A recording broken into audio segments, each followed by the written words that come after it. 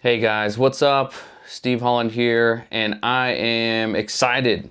This is my first kind of YouTube series, and I get very excited thinking about it, coming up with like what I want to talk about and stuff like that. So thanks for following along. This is episode 2 of my Tikka journey through taking a budget, off-the-shelf Tikka build and slowly making upgrades to it until I eventually end up with a precision long-range hunting rig and documenting everything along the way and showing you guys cause and effect of each thing. First, I want to get into some of the comments that you guys left on the YouTube video. Thank you for taking the time to give me those comments. Thank you for liking and subscribing. Some of the comments I got were guys cautioning me on using Vortex and then using this model scope in particular, saying that, hey, they've had some zero shift issues or some POI shift over the long stringings of fire and stuff like that. So up until this point, I haven't experienced any kind of problems with Vortex, but this is the first time using this model of scope. So thanks for the heads up, guys. It was kind of in my head when I was getting some of the accuracy results at the range, and it's giving me some areas to explore in the next video. And I'll get into that later in the video when I go over my accuracy results, stuff like that. Some guys were commenting on wanting to know the process of what it's going to take to convert this from a 7mm mag to a 7 PRC. And that's one of the reasons why I chose to go with this Tikka, is because as long as you are switching between a caliber that uses the same bolt face, the Tikka actions are really consistent to where a lot of manufacturers are making pre-fit barrels. So 7mm mag, 7 PRC use the same bolt face. So there's no switching of that out. All you need to do is remove the barrel and then put on the new pre-fit 7 PRC barrel, check your headspace, and you should be able to just then use 7 PRC. So really that's in theory all it takes. So I'll be testing that out and showing you guys in further episodes of this series. So hopefully I can answer your questions when we get into that. Another gentleman commented that he was kind of intimidated to tinker with his rifle and that he's been wanting to make upgrades to it, but he just didn't feel experienced enough to kind of make the modifications by himself. So hopefully with this style of video that I've been trying to do, where I walk you through the process of how to do it, it kind of calms those nerves and you're able to kind of explore upgrading your rifle on your own without being intimidated and stuff like that. A couple guys commented on the Outlier Chassis, and they commented on when swapping your chassis or stock or something like that to be careful of the recoil lug, and that I should replace the recoil lug altogether. So I found that interesting. I don't have any experience with Tikka. I didn't know about the recoil lug, if there was any problems with that. So I quickly did some research, and I did find out that a lot of manufacturers are making hardened recoil lugs, better recoil lugs, and that some guys were experiencing some damage to their recoil lug under while they were shooting, stuff like that. So a lot of it was caused by guys didn't know that they had to align their recoil lug when switching stocks. So if you are switching into a new chassis or stock, just be aware of that. Mate the two surfaces together and make sure that you're getting that recoil lug in the slot on the action where it's supposed to be seated. After shooting this, I did inspect the recoil lug in this stock, and I didn't see any physical damage, any scratching or pitting or anything like that. But I was still gonna upgrade it just because I wanted to go into those suggestions and see if I could notice any accuracy difference. But upon further inspection, I didn't even know this, so thank you, because you showed me this. When inspecting the Outlier chassis, I found that it has an integrated recoil lug. So no need to go out and purchase a new one. No need to use the one out of here. It's got an integrated recoil lug in it. So I thought that was pretty cool on Outlier, thinking of doing that. And we'll be testing that out on further shoots once I go into the accuracy section of that chassis. What else we got? I got a lot of comments about using red Loctite on the scope base. So I kind of went into it in the video. I've had problems before where my scope base has become loose under recoil, and it caused just all kinds of accuracy issues for me. And unfortunately, it was the last thing that I checked. So I kind of went down a lot of rabbit holes on why my gun wasn't shooting right, and it turned out to be just those screws being a little bit loose, tightened them back up, and everything was fine. But a lot of modern actions are going to the one-piece scope base, where it's integrated into the action. And so I purchased a quality scope base, Aereo 419. I purchased a 20 MOA cant in it, so I don't see why I would need to take it off again. So that's why I did use the red Loctite in there, because I don't want it to ever come loose again. So for the guy that was saying like good luck getting that off, stuff like that, I was achieving that. I didn't want it to come off anymore, and I don't foresee any reason why I would need to take it off. So that's why I went to red Loctite. One guy said that he just wanted to inform my subscribers or inform my audience to not use red Loctite. So I'll just put the disclaimer out there. Realize that red Loctite is permanent, and you can really damage your gun if you use it improperly. So make sure that you're using blue Loctite if you ever foresee yourself wanting to change out that scope base or anything like that. All right.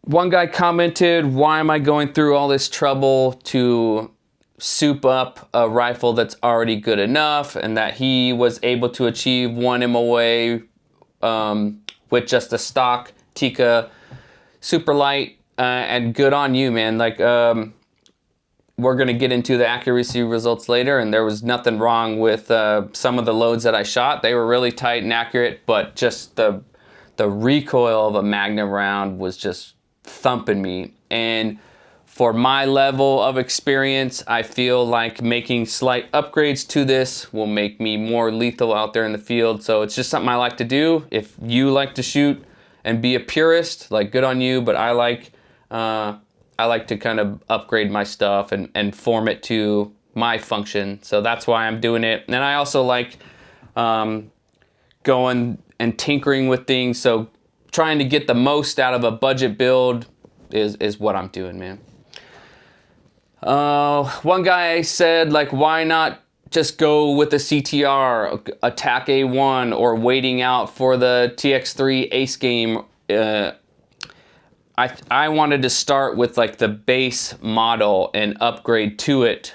I think buying the CTR, buying the TAC A1, you're paying for that upgraded stock and stuff like that. And my goal was to ultimately get rid of this plastic stock and go with something more modular, stuff like that. So that was my intended purpose.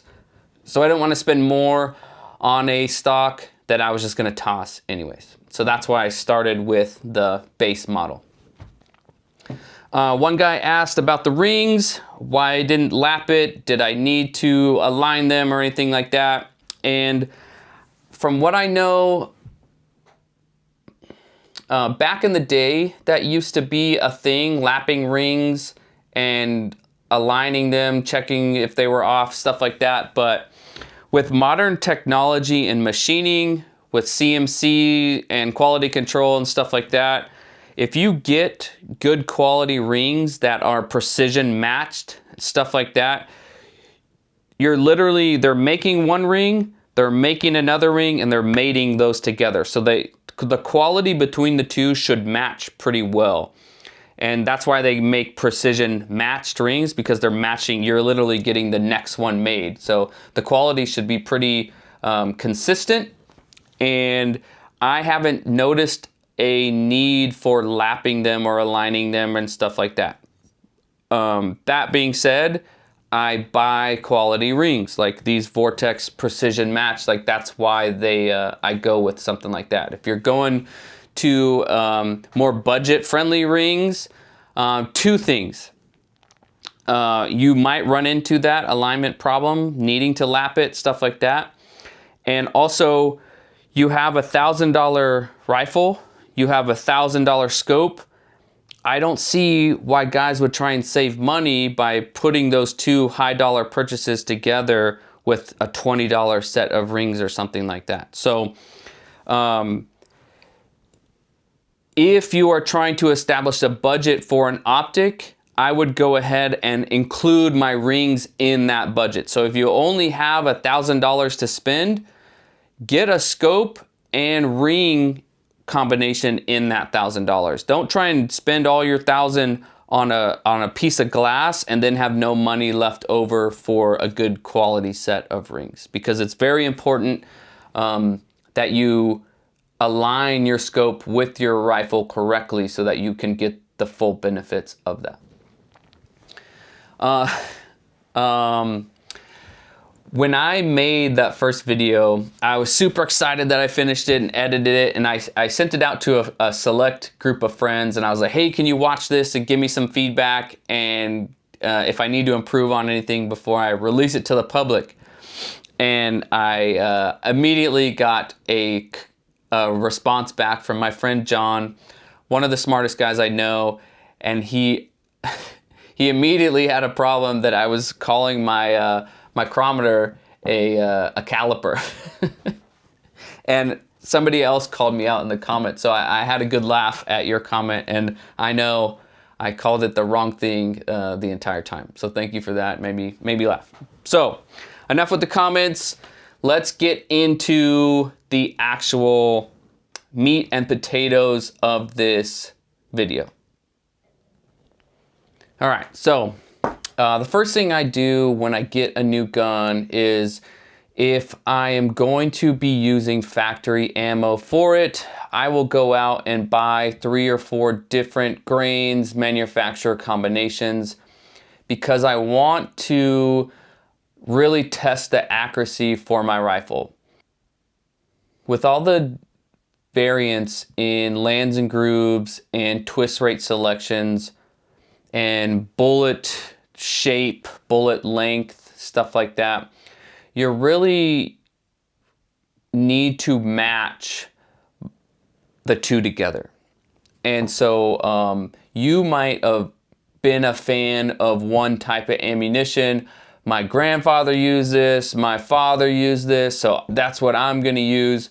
And then you go to the range and you're shooting 3-inch groups with it at 100 yards. And you're like, well, this is the capability of my rifle, and that's what I'm just gonna go with. And it doesn't need to be like that. If you test a few different grains, few different bullet types, you'll see a difference in your stock accuracy with those bullets. Your gun might like a lighter bullet.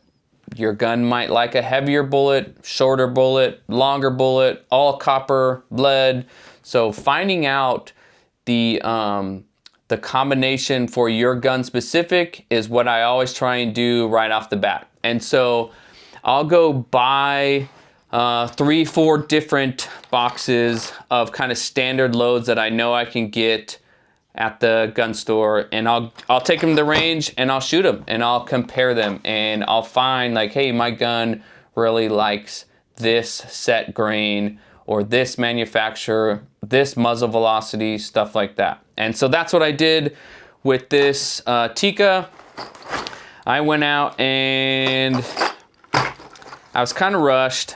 I really didn't want to buy ammo in California. If you didn't know, they put like an 11% tax on it. And so, but I was forced to. I went out and on a whim, 4 boxes of ammo, $250. Insane. I really wish I didn't do it, but I scheduled a range day with John Bumpus, another instructor from the cadre, and I panic bought. And what I ended up getting is 3 boxes of Hornady, and I wasn't going to, but I found this box of Herters, and it was super cheap. It was like, for comparison, the Hornady boxes were like 50 to 60 bucks a box, and the Herters was like $30. So I was like, I want to see if that even shoots for that price. And so I bought that. I ended up getting Hornady Whitetail 139 grain interlock. That's like the tried and true, killed more deer than anything kind of load. So I figured I'd get that. The standard for kind of lead hunting, the Precision Hunter. This is a 162 grain ELDX. The ELDX is real popular for hunting. And then because I live in California and I have to hunt with all copper, I got the Hornady Outfitter. This is a 150 grain CX bullet. And then on the whim, the Herters is just the standard 150 grain soft point. You know, tried and true thumping deer. So went to the range, shot all these combinations, and what I can tell you is I was very surprised. First with the accuracy results, but then this 7mm is a thumper. After about the first 10 to 15 rounds, I was like, I don't want to shoot this anymore. So I am looking forward to part 2 of this episode where I put a muzzle brake on this gun and go out and shoot it again to kind of dampen that recoil. I got a bunch of trigger cam video from this, and you'll be able to see the comparison to shooting it without a muzzle brake and shooting it with the muzzle brake. So I'm stoked to show you guys that. When you watch this trigger cam footage, you're gonna notice my reticle doing a lot of up and down, up and down. And I wanna kind of explain it because this is something I've added to my routine. This is me constantly checking my natural point of aim. Let's take a second to talk about natural point of aim. And what is it? Natural point of aim is exactly that. Your natural point of aim that you're in behind your rifle, where your body is in its contortedness, where it's naturally wanting to point that rifle. And what we want to do is we want to naturally be aligned behind our rifle and our scope and be naturally pointing directly at our target. And the way we check this is different per shooter. And hopefully I'll introduce a new way of doing that for you. Because when I was taught natural point of aim, I was taught to sight in on my target, find a intended aim point, and then go into my breathing cycle. And as I was establishing my breathing cycle, you were to close your eyes and take 2 breathing cycles and then open your eyes. And if your reticle was off target, then your natural point of aim was off and you needed to fix yourself. If your reticle was still on your target, then you had established a natural point of aim and that you would then engage your target. What I don't like about this is you would just know that your reticle was off target. There was no way to kind of extrapolate any information off that data. And so what someone told me this, I don't know who to give credit to, but they told me aim at your target and take a big breath in. And what you're going to see is, shout out to Target Sights for supplying me with these long time ago, big time supporter, trainingsites.com. What you're gonna notice is your reticle aligned on your target and you're going to take a deep breath in. And you're gonna see your reticle go down, and then when you breathe out, your reticle is gonna come back up. Now, if your natural point of aim is on, it's going to dip straight down, and then I use my vertical crosshair to bisect my target, make sure that it comes down in the middle and then goes back up. And that's when I know my natural point of aim is good. I should come down when I breathe in and then go right back to my intended point of target as I breathe out. And if my natural point of aim is good, then I'm already breathing out and I just finish my trigger squeeze. If my natural point of aim is off, you're gonna see when you take a deep breath in, your reticle will drift off to one side. And then when you breathe out, it'll come back to the center. So if it goes off to the side, if it goes off to the left, you need to move your hips or shift your feet to the left. If it goes off to the right, you need to shift your hips or shift your feet to the right until you're taking a breath and it's going straight down, straight up with every breath. If you're achieving that, straight down, straight up, then your natural point of aim is set and you are ready to go into your trigger pull. All right, as I'm playing some of this trigger cam for you, just notice where my reticle ends up after the shot and how far off target it is and how hard it is to fully receive this recoil and stay on my intended point of aim. Even by doing everything correctly, pulling it back into my shoulder, checking my natural point of aim, I found it very hard to receive this recoil and stay on target. And this is two things. When guys talk about, when they come to me and they're like, hey, I wanna buy a new rifle, I'm gonna start elk hunting. I want to make a 338 Lapua so I have plenty of bullet for my target. And I immediately tell them, like, you don't need to go that big. Or when guys are, oh, I want to hunt deer, I need a 300 Win Mag or a 7mm mag or, you know, these giant calibers for deer. Just starting off the bat, you know, I tell them, like, hey, you don't need to go into the Magnum Calibers. You don't need to overkill these things right off the bat, because guys that purchase Magnum Calibers tend to not want to shoot them throughout the year, practice with them throughout the year. They only will shoot 1 or 2 rounds before hunting season to kind of make sure their zero is set. And then they'll go into their hunt having only shot in 2 or 3 rounds throughout the whole year. And then they'll miss shots while they're hunting, or they'll make a bad shot. And so I tend to steer a new shooter, a new hunter, towards a more manageable caliber that they're going to want to practice with, shoot many rounds throughout the year, do sustainment training for that hunting, like a 308, a 6.5 Creedmoor, you know, stuff like that. Something that you're gonna practice with, and that's gonna be, you know, fun to shoot. Rather, because when I was, you know, 10, 15 rounds into this grouping test, I was done. I did not want to go anymore. I asked John to shoot 5 for me, and then I finished off with my grouping drills, but it sucked. And when you look at the groups, the more I shot, the more my groups opened up. And so that could be a couple things. Going back to the YouTube comments, the guy said, like, hey, be careful using that scope. They tend to open up. They tend to shift under recoil. They, you know, you bump them a little bit and they move their point of impact. So that was in my mind, like, could it be the scope?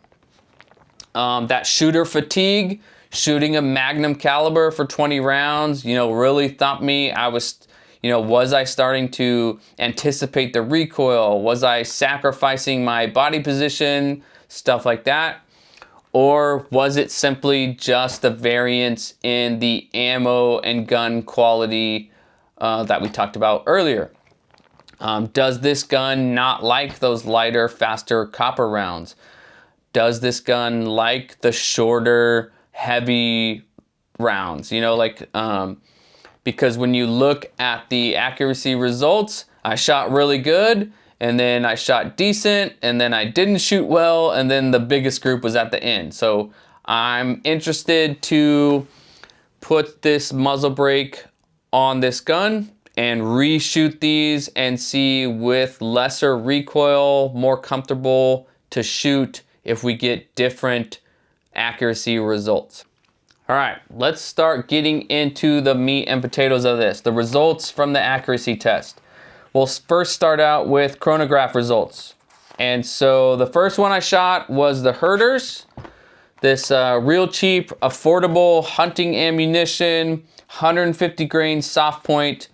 On the box, it's displaying like a 3,000 feet per second out of their test gun. And to be surprised with my chronograph results, it was spot on.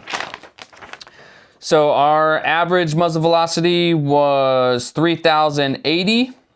Our extreme spread was 29, and our standard deviation was 10.8. So with this cheap ammunition, like I said, 30 bucks a box, I'm pretty impressed with the group size I got and those numbers. A standard deviation of just over 10, right at 3,000, like that's a lethal round. I then went into the Hornady American Whitetail, 139 grain interlock round. This is kind of like a budget round for them. They're boasting 3,150 feet per second. And what I got was a little slower than that. So the average muzzle velocity I got from that, all these are five round groups. So an average of 5 rounds was just over 3,000 with 3,015 feet per second. The extreme spread at 45 and standard deviation of 15.8. Not bad for a budget hunting round. Getting into the kind of premium stuff, the Hornady Precision Hunter. This is a 162 grain ELDX bullet, tried and true classic killer from Hornady. They're boasting a 2975 feet per second. And we averaged for these 5 shots 28.28 with an extreme spread of 34.6, standard deviation of 12.5. Not bad, but what you can see from the group sizes is it started to open up here. So we're gonna test out why that was. Hornady Outfitter, 7mm rim mag, 150 grain CX. CX is new for me. I've been using it in smaller calibers for coyotes. Got pretty good results with that. I like it because the problem I find with copper rounds is that they're light, and when you start losing your velocity, they tend to not expand under those slower velocities. So I like what they did with the CX. They put that polymer tip on there, which helps with expansion at lower velocities. So I've been seeing pretty good results with the CX. In California, like I said, I have to use copper, so I've been pretty happy with it with the smaller calibers. So I haven't shot a deer or anything large with it yet, so we'll see hopefully this year the performance of the CX. But maybe not, because looking at the groups, these did not perform well out of this, but they were the last ones I shot. My shoulder was thumped, thoroughly thumped. What are they boasting on here? They're saying right at 3,000 feet per second. I got 29.19, so pretty close, with an extreme spread of 45 and standard deviation of 16.7. and I'll throw up all those numbers for you so you can see them better in the comments. Let's grab the targets so we can see the accuracy results. Disclaimer, when we went to the range, it was super windy, and you'll be able to see from this piece of paper that it got pretty shredded in the wind, but I was able to salvage the group size. These 1-inch pasties are from China, so they're not 1 inch. They're a little smaller than 1 inch, so just for reference. The first group was the Herters. So good group for super budget ammo. Next group was the Hornady Whitetail, Hornady American. Opened up a little bit, but still pretty good group. This is the Precision Hunter. Started to open up a little bit there. And then, well, that is the Hornady Outfitter. Horizontal stringing. Usually that's an indicator that your natural point of aim is off, but or your trigger control sucks. But I mean, I tried my best to hold those groups. I'm gonna put screenshots of these up for you so you can analyze them a little better. Seeing them, I realize in the video you might not be able to see them, but like I said, I'm interested in exploring the possibilities of whether it was the scope quality, whether it was shooter fatigue, or whether it really is a gun ammo combination. So let's get into part 2 of this video, installing upgrades. Let's talk about what part 2 of this video is going to be.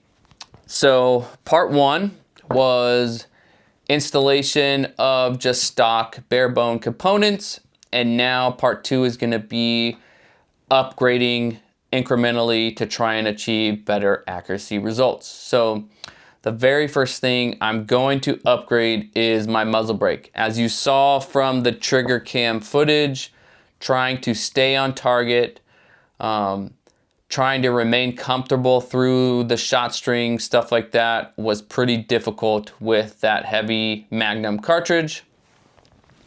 And so the first thing that we could do, probably the cheap thing we could do, is install a muzzle brake. Now, I urge you to have this done professionally. I've heard horror stories about guys going to their buddies or having a friend of a friend do it, and then having alignment issues and having a baffle strike in their muzzle brake, or even worse, having a baffle strike in your suppressor. So take the time to really have a qualified person do this. I'm very grateful for the experiences that I've had in life, because it's afforded me to kind of meet some pretty extraordinary people. One of those guys being my buddy Cam. Cam is a machinist, very thorough in his work. So when I needed this done, I went to him, and he was gracious enough to knock this out for me pretty quick so I could get into this video. So what he's doing is basically just removing material and putting a certain thread pitch pattern on there so that I can install a muzzle brake. Thank you, Cam, for hooking me up. Now, you might be asking yourself, are all muzzle brakes made the same? Does it matter if I buy a $20 muzzle brake or I buy a $120 muzzle brake? Answer, yes. There is a lot of forces exiting your barrel around that bullet, and if you get improperly machined muzzle brake, you're going to impose all those forces onto the bullet as it's trying to stabilize, and you could see some crazy accuracy issues by installing a brake. So I always get a clean group size without my muzzle brake before I install a muzzle brake to because I've seen guys take an unfired rifle, put a muzzle brake on it, and now they're shooting 3-inch groups and they think the whole gun is bad. And I'll suggest to them, like, hey, take your muzzle brake off and shoot it and see if you're getting the same groups. And by taking the muzzle brake off, they've shortened their group size to 1 inch or below. You know, and we've identified that, hey, we just need to check what's wrong with this muzzle brake or install a proper muzzle brake or one of better quality and see if we get better results with it. And so pretty much for me, when I am doing muzzle brakes, I turn to Area 419 and I like their Hellfire brakes. I like this brake because it is a self-timing muzzle brake, and they sell lots of other upgraded things for this that just spin onto the base components. So what is self-timing? Self-timing or timing refers to where your muzzle brake lines up on your thread pattern of the barrel. And I'll demonstrate what I mean by that here. And so here is my newly threaded barrel. Here is just a stock muzzle brake that I have just sitting in my garage. I don't remember where it came from or whatever, but it is not self-timing. And so when you would screw this in, the muzzle brake will eventually bottom out and hit the base of your thread pattern and just end up on there somewhere.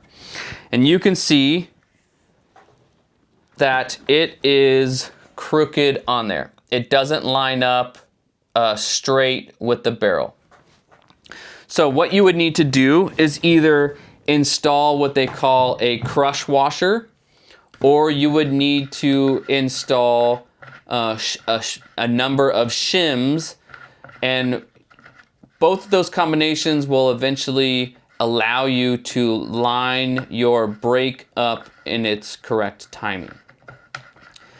Now, when do you use a crush washer over a shim set? Or when do you use a shim set over a crush washer?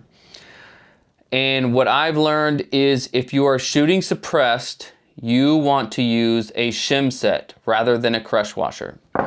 What a crush washer is basically a washer meant to crush as you tighten it in, so you can align it and then stop, and that your timing is good. But it can kind of crush crooked as you tighten it on there.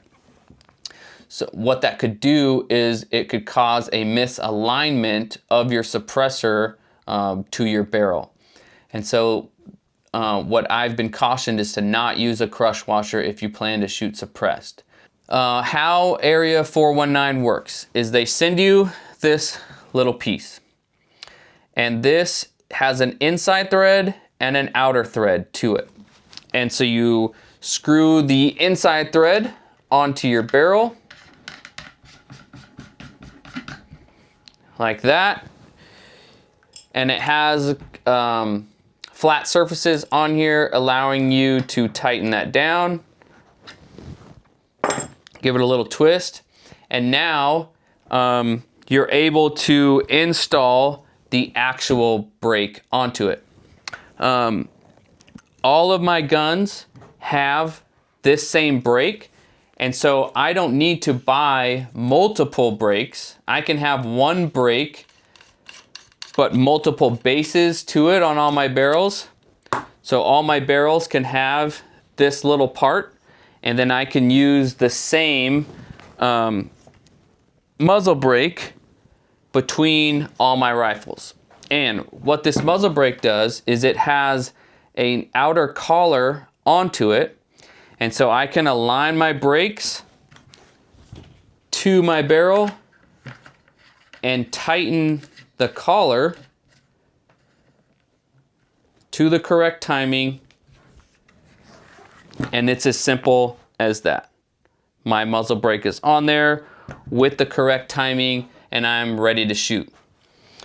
And I can do this for multiple different guns. So I like it. I can pay $20 for that base adapter and or $30, $40 on all those base adapters, and then buy the $100 actual muzzle brake, but only have to buy that muzzle brake once and use it on all my guns. Another good feature for that is whenever I go out of state and I want to use a suppressor, they sell this suppressor adapter. And so you can take off your muzzle brake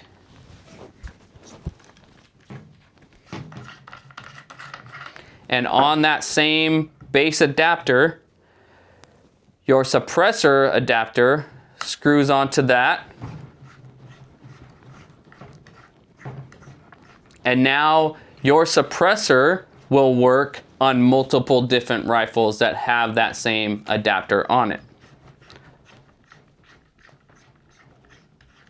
So you just need to get on their website and find your whatever thread pitch or adapter your suppressor uses, and find the one that adapts to a Hellfire, and you'll be set. And so since all my guns have that Area 419 Hellfire base, I have this suppressor base adapter, and so I can use the same suppressor for all my rifles because I have a 30 caliber suppressor, and so as long as I keep it within that, you'll be safe.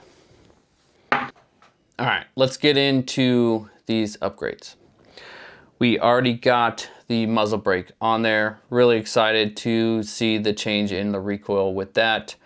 Next, we're going to change out this stock to the Outlier chassis. And so what we're gonna need for that is some tools. I got my fix-it stick wrench with the Torx bit on there, and we're gonna take these action screws out. Nothing hard about that.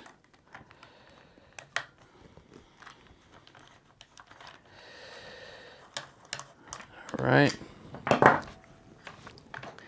Then we're going to remove the action from the stock. And what you can see in there is that recoil lug that we talked about earlier. It's just that raised little piece of section of metal in there. And like I said, after 20 rounds of 7 Ren Mag, I didn't physically see any damage or discoloration or pitting or anything on that.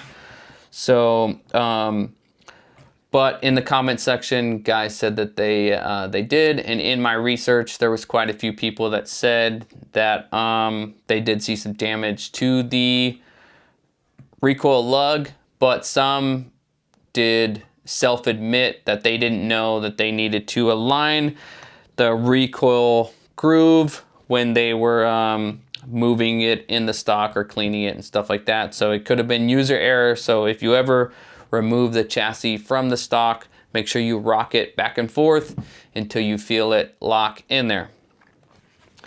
And like I said before, the Outlier chassis comes with a recoil lug already in there, already machined into the chassis there.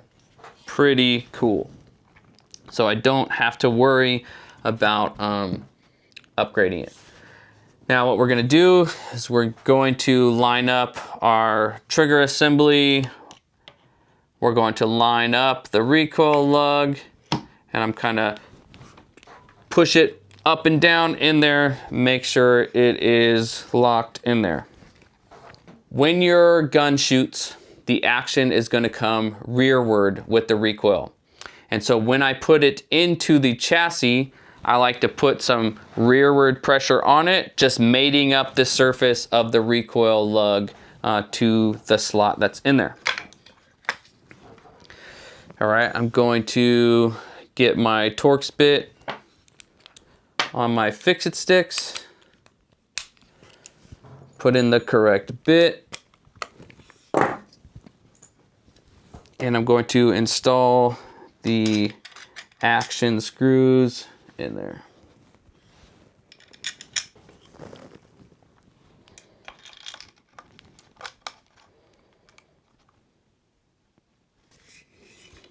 All right, so simple as that. Torquing down those action screws to 50, 60 inch-pounds is what Tikka recommends. And now on the Outlier chassis, they have these screws here and the screws on the side. And what those are for this handguard. So I am building this rifle to be primarily a hunting gun, which I will exclusively shoot off of a tripod. And so I went with the smallest handguard length. It's got ARCA built into it, so it's gonna attach right to my tripod to its balance point, and it'll be shot from a tripod. So if it's going to be a range gun, I would advise you to get the longer set of handguards so that you're able to mount your bipod further out on it, achieving more stability. But for what I'm using it for, I went with the ultimate weight savings, and so I got the smallest size handguard.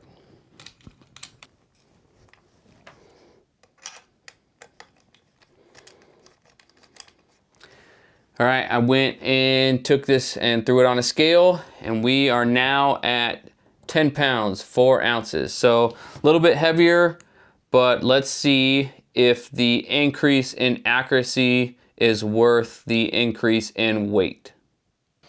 I did get a detachable magazine for this Outlier chassis. I did contact Outlier because they had the big disclaimer on their website saying, like, when you do buy a mag, do not buy Magpul. So I just wanted to kind of get their insight on. Outlier did suggest getting the MDT AICS pattern. 3.56 has worked the best for them, so that's what I got. It shows up tomorrow, so I'm pretty stoked to, once I have that, I should have everything I need to hit the range. This is the Tikka in its upgraded form. We're gonna go back to the range and we're gonna shoot the same 5-round groups that we did with this ammo and see if we can't achieve any better results, to include the trigger cam with the felt recoil, stuff like that, whether we're able to stay on target better. Check the group sizes, and then once we're done with that, we'll move into the 3rd episode of this series where we put premium upgrades on it, and that's where I plan on swapping out the barrel with a Proof Research 7 PRC and upgrading the scope and rings to stuff more robust. I have a Vortex Razor LHT that we're gonna put on here. And then we'll go from there, and we'll see just about how much accuracy we can squeeze out of this setup before fall hits and we take it out on a hunt.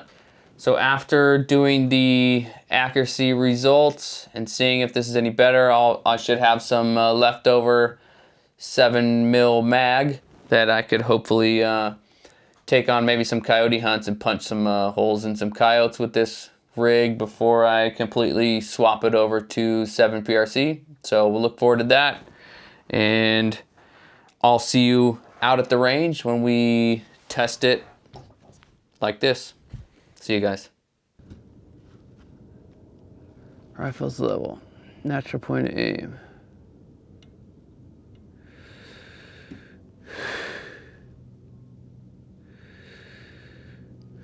I'm happy with that.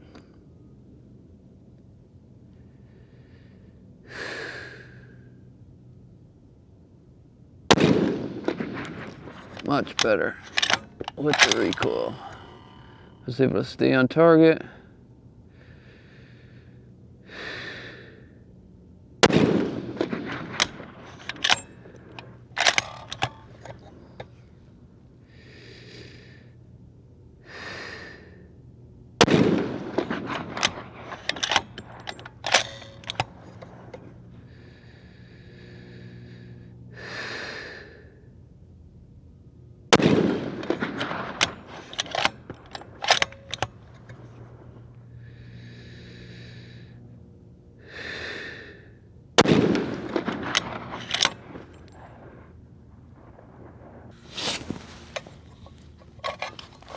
Tell you guys, I'm not too happy with the accuracy of this, so I need to make a decision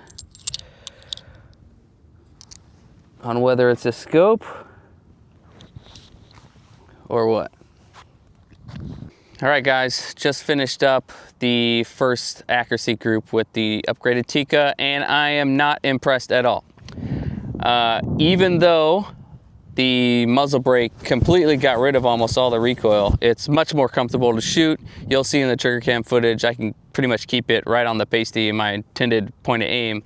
But the group size was not what it was compared to with the unbraked version. I started with the Herters, and that was the best group that we did unbraked.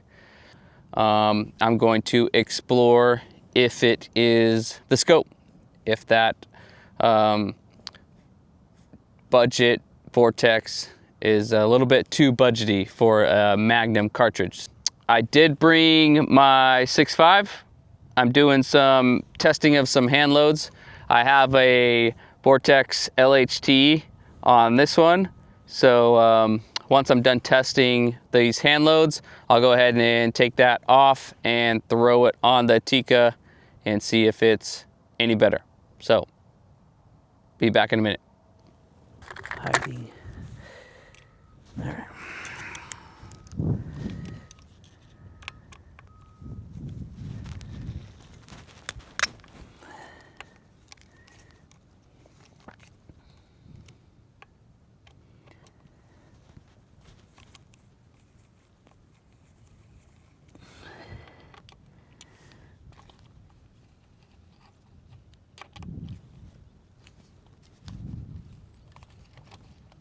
All right.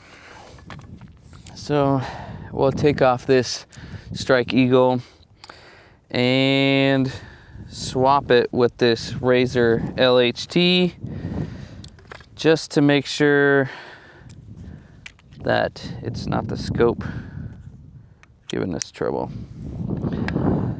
And I'm gonna learn from my past mistakes, and anytime I have the opportunity, I'm just going to check these torque settings up top. They should be red Loctite, so not moving anywhere.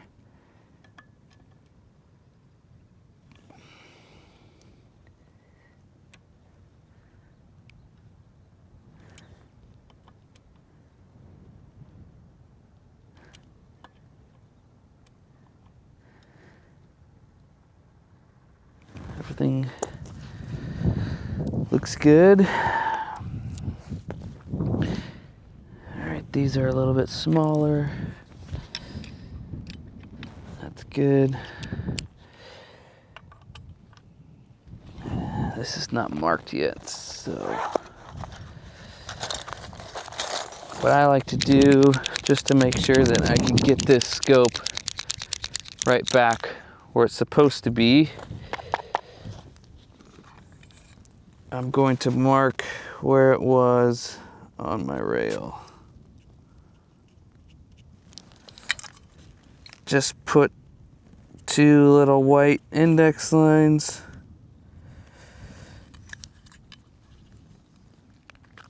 because this scope is going to go back. I do have another LHT for this specifically, but I did not bring it out, so I'll put this one on there. What I'm using on this is Area 419's hunting rings, and I really enjoy them. All right, let's see if we can just guesstimate the eye relief on this.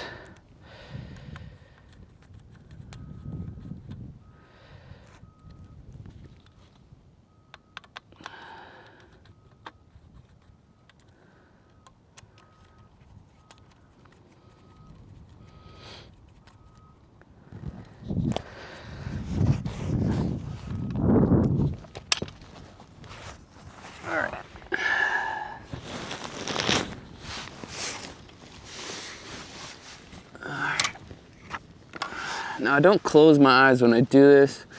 I kind of look down and I look up, I look down, I look up, look down. Your eyes will focus very quickly. So if your eye relief is off, which it is, your eyes will kind of adjust and focus very quickly and kind of give you a false sense of being correct. So, and when you close your eyes, sometimes they get fuzzy and then you open it and you gotta wait. And so I just kind of look down, look up, look down, look up when I'm getting my proper eye relief. Let's try it here.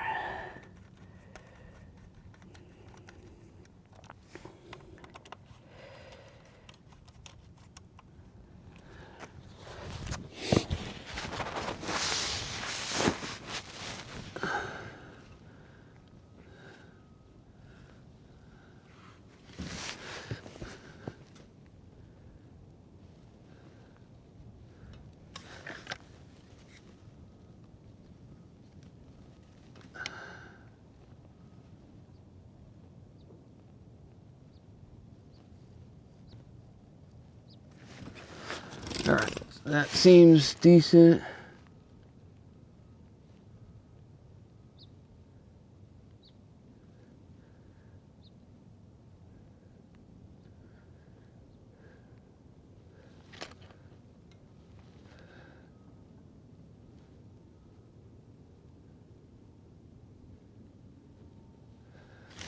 All right.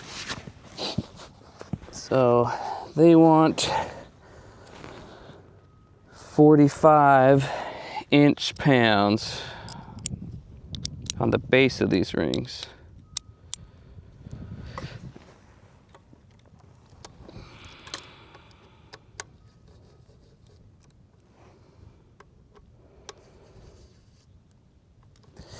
So I'm gonna go 25, 25, get them all just snug, and then I'm gonna go 35,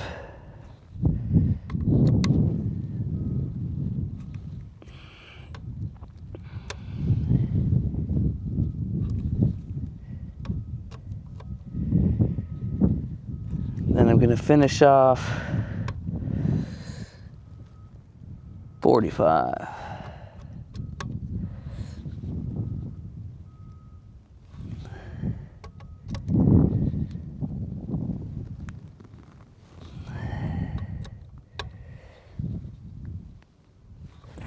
Recheck it.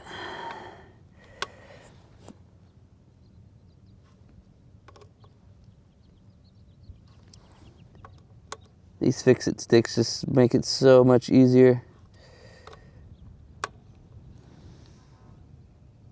All right. I'm happy with it if you're happy with it. Test number 2. This is the Hornady American.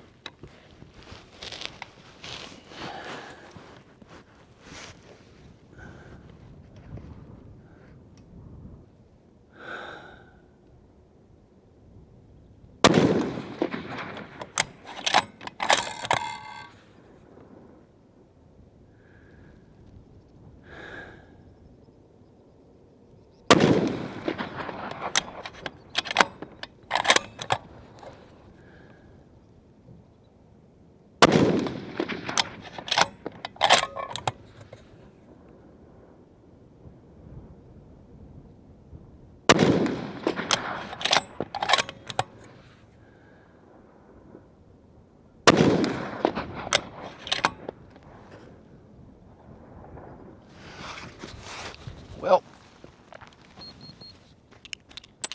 test number 3. This is Hornady Precision Hunter.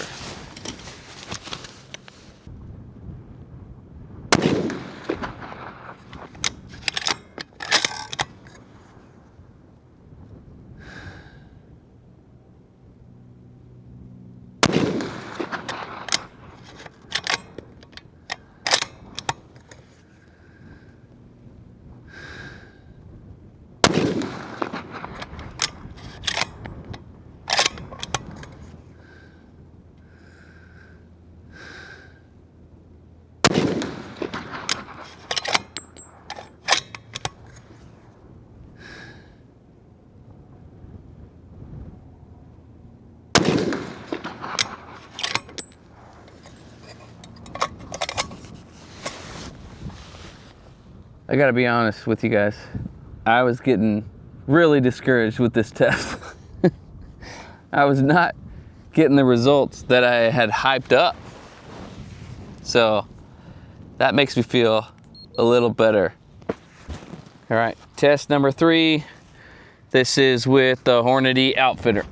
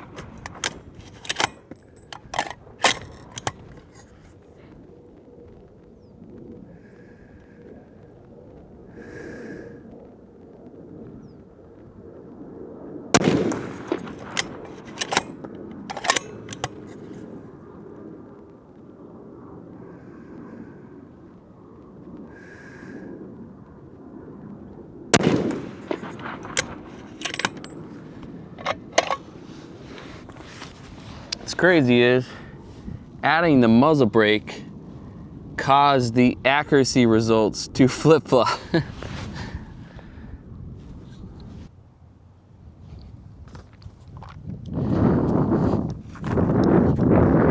All right.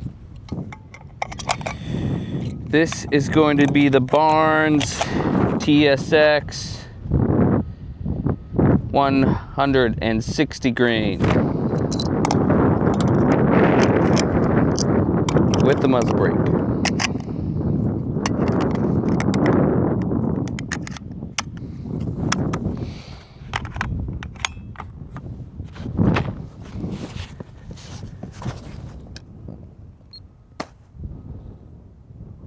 All right.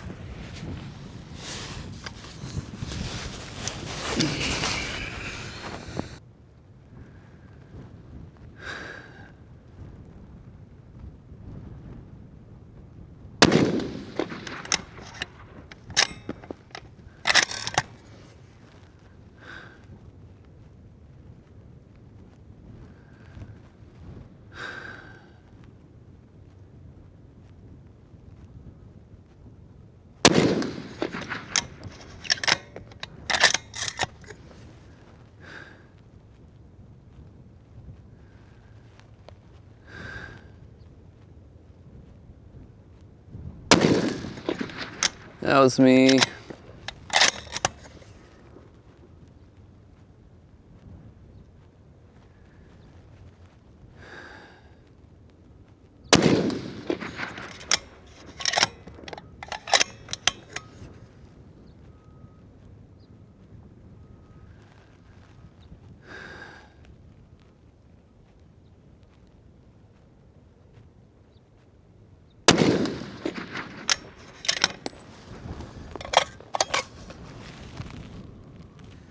All right, so we are done with the episode 2 accuracy results with the muzzle brake on the Tikka and the upgraded chassis. And I'm very surprised with the results, as I'm sure you are. Let me know in the comments what you thought was gonna happen before and what you thought afterwards. Almost at the end of the test, after swapping the Razor LHD, I realized I did not refocus the trigger cam, so all that footage is probably for nothing, but I did get some at the end. Now we're gonna have some fun with the gun. I really do enjoy shooting it. Big caliber, Magnum Caliber with the brake. The brake makes it nice, so I'm gonna shoot some steel off the tripod, have some fun with it, because I don't need any more of these rounds because I plan on switching the caliber. So if I don't get rid of these now, I'll keep them forever. Let's have fun. All right, ready to have some fun. I got a target at 737, and we're gonna shoot it with the Hornady ELDX, because that's what I have the most of. A little bit of wind, but hopefully 7 mil is not bad in the wind. Let's have fun with it.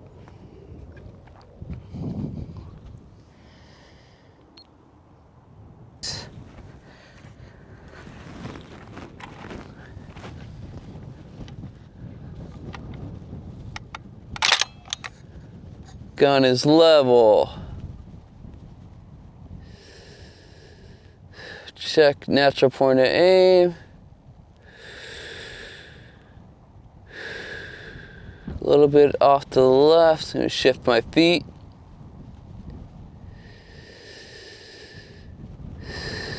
Looks good to me.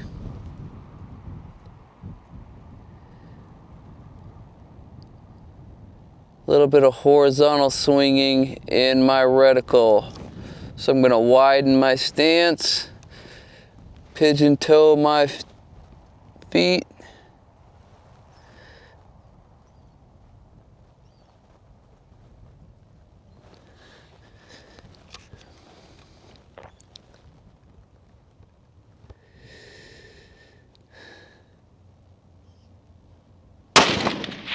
Look like top left shoulder.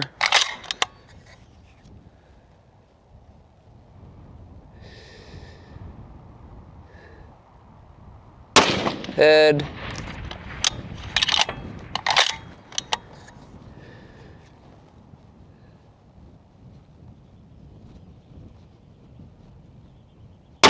Center.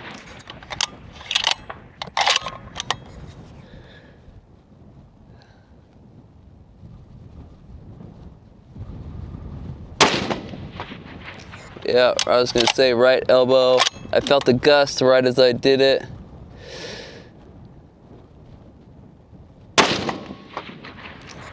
Like right neck. 4 out of 5. A little bit of gust of wind. It's tough on the tripod, but muzzle brake just makes shooting from a tripod so much easier. Applying the fundamentals. Yee! Even with a Magnum cartridge. All right, let's talk about the results from the range. First thing we'll talk about is the accuracy results. As you saw from the first 5 groups that I shot, I kind of started to second guess myself. I was not getting the accuracy results I had expected. I think I had played it up in my mind that it was gonna shoot like 1 inch, be a drastic improvement, but that was not the case. And so I started to second guess myself, started to think about, was it something I did, or was it a mechanical issue with the scope? And so what I did was I just swapped out that Strike Eagle with the LHT that I had on my 6.5 and continued with the test. And I reshot the first 5 groups and it was the same results. So it wasn't the scope. It was just the way that the muzzle brake and the chassis was affecting the group size. But when I went back and looked at the first group size, I thought it was like gonna be way worse, but they were about the same. And so what you'll see here, this is the 5-shot group that I shot with the Herters, the ones with the Sharpie around them. is the ones with the Strike Eagle, and then the other 5 are the ones with the LHT. And you can see that there's not much difference. So we can tell that it wasn't the scope. And so I thought that it was not performing well, but then when I went back to this group size and compared it, you know, if there's a little bit of widening with the new results, but they're about the same. All right, and then this was the Hornady American. This is the biggest difference is when we got to the Precision Hunter, the ELDX. That shot phenomenal. And then we got into the copper stuff, the Hornady Outfitter. And then I went out and I grabbed another box of copper just because that's what I have to use in California. So I just got a different variety of copper because I wasn't too impressed with this this Hornady with the other results. So I got some just in case. And so here's the Barnes Vortex result. Not too bad. My thoughts on the accuracy results. For the copper stuff, for the Precision Hunter, huge difference, way more consistent groups. I ended up shooting 40 rounds of that Precision Hunter, and it performed phenomenally. I took it out the distance, took it out to 800 yards, and it was spot on all the way out. And so just for reference, here is the ELDX. Here's the 150 CX from Hornady. And here's how we improved it. This is the Hornady ELDX. That's the Hornady Outfitter. So very big improvement by adding a muzzle brake. And I'll tell you, I went out and got this Barnes Vortex, and I wanted to stay consistent with our results. So I took the muzzle brake off and I shot 5 rounds with it, and that 5 rounds thumped me. That hurts like hell. Golly, right on the collarbone like that.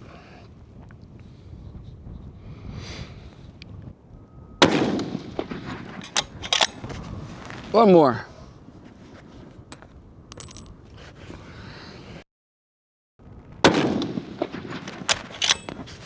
Thank goodness. All right. It took me forever just to get those 5 rounds off because I was anticipating the recoil, stuff like that. So I wanted a good clean result. So I took a big break in between shots. And here is what we got without the brake.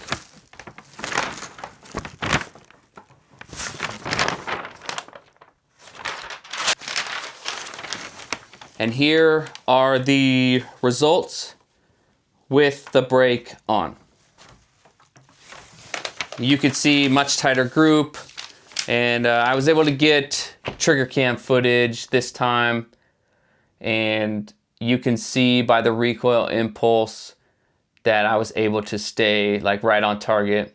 That muzzle brake helped significantly in the follow-up shot and post-shot process. So I'm very impressed with that.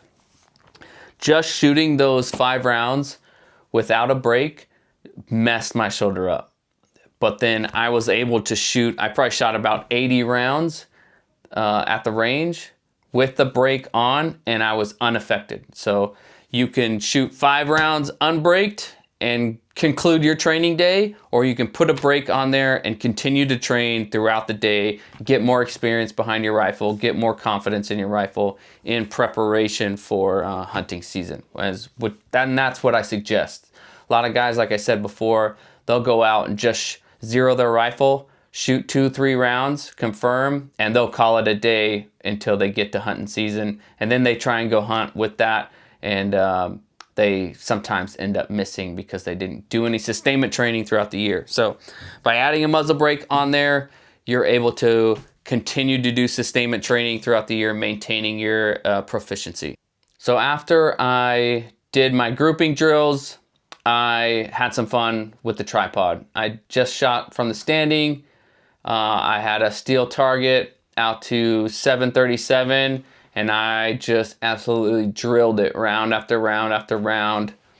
I was super impressed. I didn't put any data into a ballistic computer or ForDoff or anything like that. I just simply guesstimated what the hold was and did some Kentucky windage after that. So I was very impressed with the Tikka. The bolt is just so smooth. It's really fun to shoot. Had a bit of wind at the range, so we were competing with that, but I was able to push through and just apply the fundamentals, and you guys saw the trigger cam footage. That muzzle brake helped stay on target, helped me spot my rounds, and just get impact after impact after impact. After I shot a few rounds, I started thinking about that Strike Eagle scope again, and I decided to see if I could replicate the performance of the LHT out the distance with the Strike Eagle. So I ended up putting the Strike Eagle back on the rifle, and I was able to just do the same thing out to distance. I hit time after time on that 737 target with the Strike Eagle. So no performance issues from the Strike Eagle. I actually got probably the same groups that I did with the LHT. And I think I have a target here.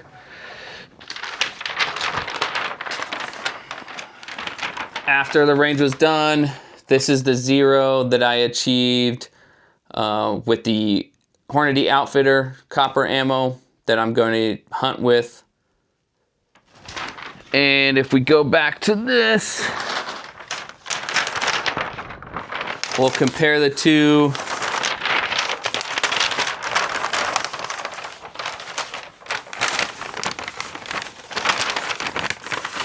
So if we look at these two groups, one's with the LHT and one's with the Strike Eagle, same kind of performance. What I did notice with the Strike Eagle is that targets at distance kind of had like a white halo kind of hue around them, whereas the glass quality in the LHT was clearer, and I could see the targets clearer. There was no haloing or anything like that. So that was the biggest difference that I noticed between the two. One other change that I made after the range was I swapped out the buttstock. That Magpul AR buttstock that I had on there had almost like 0 recoil pad.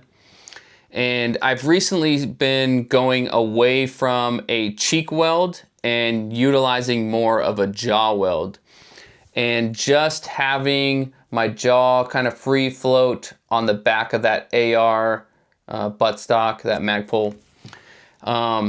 I was noticing with absorbing the recoil that it was kind of, my head was kind of floating around, and I wasn't able to kind of track the target to see my impacts as easy as if I did with like my 6.5 that doesn't have that much recoil. So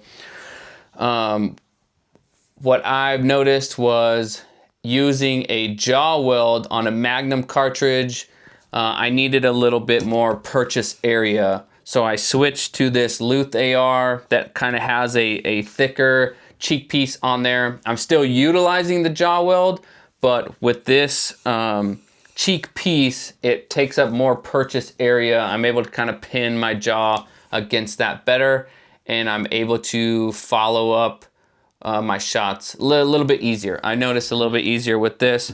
So when I got home, I swapped this out, And I took this coyote hunting and I preferred it a little bit more to just the regular AR buttstock. As I mentioned before, I did get a chance to take this out on a coyote hunt. Me and my buddy Pete went out and we crushed it. I was able to get 4 coyotes that day, and one thing I noticed with the Magnum cartridge, when you hit it. There's a definite thump on that animal, and they do not spin, they do not run away. It was DRT, just dead right there, which was phenomenal. Issues with the trigger cam and my excitement levels. I only got 2 of the 4 on the trigger cam, so I'll play that for you now. You shoot the one on the left. Got it? Okay. See him? You want to do countdown? 1, 2, 3, shoot? Yeah. All right, you ready? Woo! 1, 2, 3. There's 2. How far is it? 355. All right, this is just going to be a guess because I have no data. Oh, it's a beautiful coyote.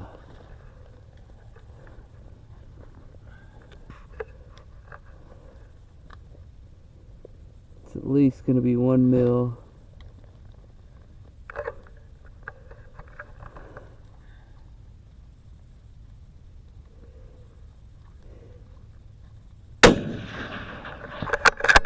Dumped his ass, dude.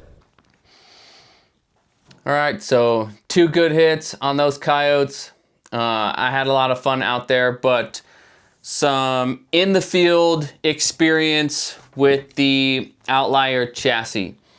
One thing I noticed was the handguard length. It didn't give me a lot of space to kind of play around with. At this time, I don't have any bipods that have a ARCA adjustment. So I only had this one that needs the Picatinny. So I was able to just throw a rail on the bottom here. And on my tripod, I'm using the Anvil 30 by Really Right Stuff. And so it can go to ARCA or it can go to Picatinny without any kind of swapping out anything. It's all in one. So no effect there, but there's not a lot of rail space here. So as the Anvil 30 was locking up on the rail here, it only gave me a few inches to actually put my my bipod on here. And I hunt a lot with the bipod because out west there's lots of ridges that you can kind of get up on top of and utilize those bipods. So I always try and have my bipods at the ready. So for me to run a bipod on there, I kind of had to max it out, push it as far forward as I could to get enough space for the Anvil 30 to clamp onto here. But the throw lever on the Anvil 30 did hit the adjustment knob on this Harris model. So I had to kind of manipulate my hand a little bit different than I normally do, but I was able to adapt and overcome, and it didn't hinder me any. Eventually, I ended up just throwing the bipod in my pocket and walking around without it on, but if I did need it, I had it on hand to employ it. And one of the coyotes I did shoot off the bipod. The other ones were off the tripod. So I like to utilize the bipod. I always have it on me. All right, so what is in store for episode 3?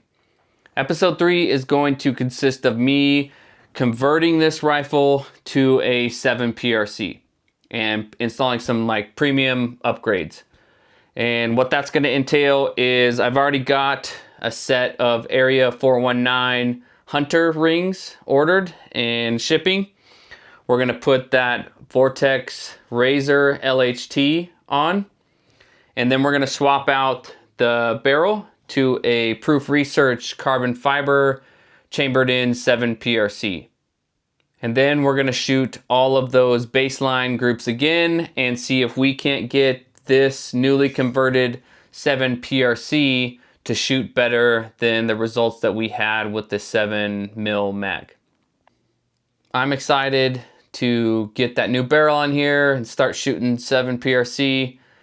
I've been waiting a while. I gotta save my shekels a little bit more and get that ordered, and then I'll go through the process of installing it myself and stuff like that. So excited to go through all that with you guys. So stay tuned for episode 3. If you can, hit the like button on this video so I know how many people are watching it. And then if you feel like it, you like my content, subscribe, because there's gonna be lots more to come.